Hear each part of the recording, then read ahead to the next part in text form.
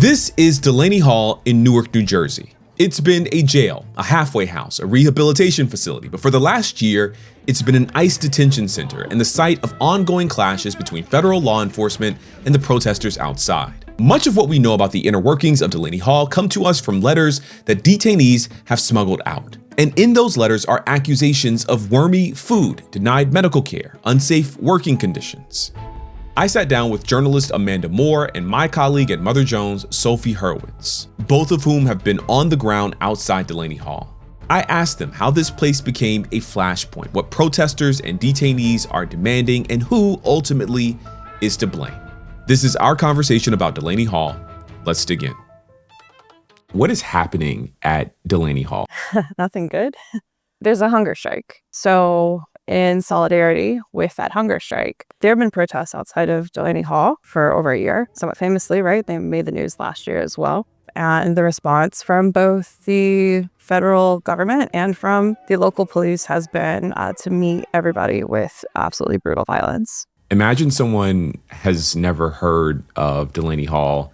How would you describe the facility and the purpose it serves? Delaney Hall has been a lot of things, and last year it was reopened as a detention center, housing about 1,000 people. I have not been in. Media is, as a general rule, not allowed inside Delaney Hall. They also aren't allowing health inspectors to perform a full inspection of the place to see whether the allegations of wormy food, of unsafe conditions, of dirty, sleeping areas are true.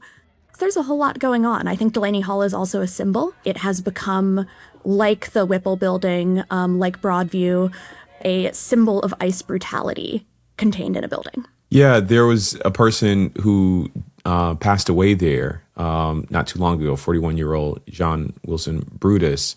And so it's kind of gotten this real reputation in a way for being kind of one of the worst places to go. At least that's the way it seems from the outside looking in. But have you spoken to anyone who's been inside? I have not. I have, though, read these letters that have been coming out from inside, which I really want to highlight.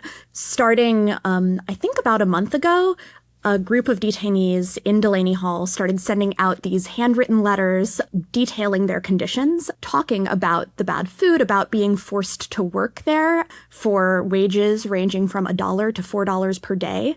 As janitors and cooks and maintenance people, they want government officials like Governor Mikey Sherrill to meet with them to see for themselves what the conditions are like inside. They're saying that they want their habeas petitions and their immigration cases to actually get properly reviewed. And they're saying they want their freedom. What precipitated this very specific clash that we've seen over the last week or two? It was this hunger strike. It was the solidarity with the hunger strike that created these conditions for this protest to happen. It really, I don't think at the beginning was very many people that were there. And still it was an extreme response from ICE.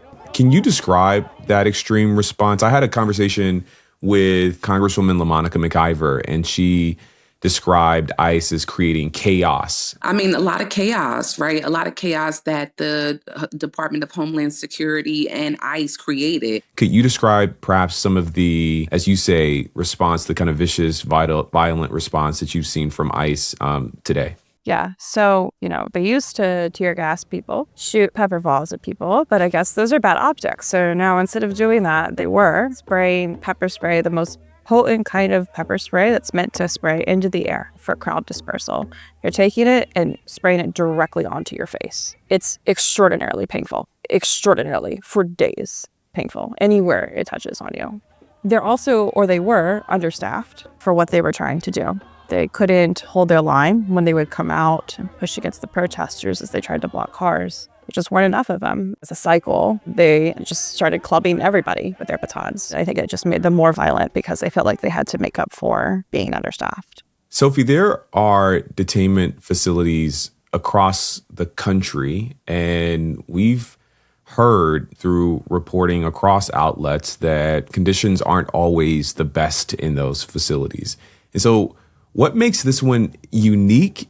I think that Delaney Hall has also become a flashpoint because of the brutality the ICE agents are exhibiting, but I don't want to say that's unique because we know it isn't. I mean, Amanda can speak to the other places that she's been, but I do think that the community that has built up around the people detained there is something that I found really striking. Amanda, yeah, I'd like to hear from you about some of that. What are some of the tactics that we've seen? You've already mentioned the pepper spray, but have you seen ICE use other tactics in their clashes with the protesters? Well, the tasers were new. I hadn't seen that. I mean, there was a guy, he would come out waving his taser around, holding a cup of coffee, telling people, you're going to get tased, you're going to take it. I mean, it was just bonkers. And now in Albany Park in Chicago, just the other day, they tased someone there too. And I literally never saw a single DHS agent hold a taser for the entire time I was following Bavino around. I'm wondering what local officials are doing about this. How are they responding to the demands of the protesters, and how are they kind of responding to the increased attention that's kind of come to this facility? So that's been messy. Both Governor Mikey Sherrill and Russ Baraka, the mayor of Newark, have called for Delaney Hall to be shut down. However, they are also the ones making the calls for the state police and the Newark local police to come in and control the protests. So while on the one hand, they're holding these press conferences where they're like, yeah, things at Delaney Hall are horrible. We don't want this in Newark. We never wanted this in Newark. They are also the ones that are, sending in people who then tear gas the protesters. Amanda, you witnessed the local state police coming in, and I'm curious how that played out, if you could tell us that story. They kettled everybody, journalists and protesters alike. At some point, I counted 40 protesters, and there had to be, I could probably name off the top of my head, 20 photographers who were there. We were a significant portion of the people that were in this kettle. You got the opportunity right now, and that's it, to leave. They let most of the media out. They kept a few people and arrested them as well. Held them for 24 hours before processing them. I know for the journalists, people were contacting the governor's office, the Press Freedom Group, ACLU, everybody was involved, and nothing. They towed everybody's cars also, by the way. $175 a day, only open 8 to 3. They let everybody out after 24, 25 hours. At least one of the journalists who was arrested still does not have his phone or his camera. It's all still taken. He has no idea where it is. I think that their intention was, well, first, we don't have to deal with tomorrow's protests if they're all still detained, which is true. But I think they, wanted to scare people off because in reality, tear gassing people, flashbang grenades, you may get hurt, someone might die, but realistically, it's fine. You're gonna be fine. But you can only get detained for 24 to 48 hours so many times. That's a huge turn. What the police did is an escalation compared to ICE. As they were pushing people up that first night, they started on the other side of the street, pushed people towards the facility and then past it. ICE is just standing there, hanging out, cracking jokes, occasionally firing off a pepper ball or something just to be part of the activity, but they're really just watching the show. And so this is another state that is saying we have citizens, people living here and neighbors who are being brutalized by immigration officials. And they don't want to be. They don't want to be detained. They don't want to be deported. And the only people who are willing to be brutalized by immigration officials are now instead being forced to take that cause up with the state police.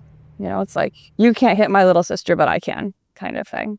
Those are my constituents. Only we could beat the shit out of them. Well, obviously, there's a lot of uncertainty here, but both of your work for Mother Jones has been really, really clarifying, really helpful and revelatory. So thank you so much for what you're doing and the reporting that you guys been leading.